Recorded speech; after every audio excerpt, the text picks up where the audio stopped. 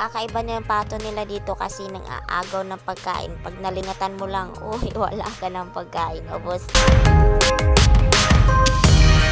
O, diba, kita niya tinataas ng anak ko ang kanyang kinakain kasi aagawan, tatalunan siya ng pato.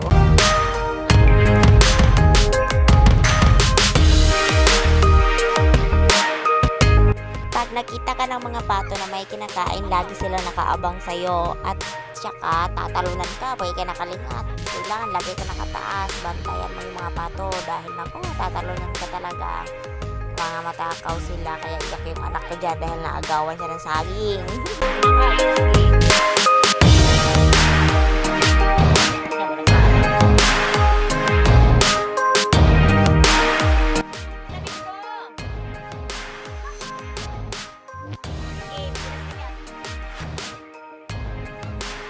Niya naman ang anak ko dyan, hinahabol-habol siya ng pato kaya kasi may bit-bit siya eh, kaya habol na habol. Kaya talaga kakaiba yung mga pato nila dito, lang agaw ng pagkain kahit isusubo mo na, tatalunan ka pa, kaya kailangan ubusin mo na, unahin ng pato.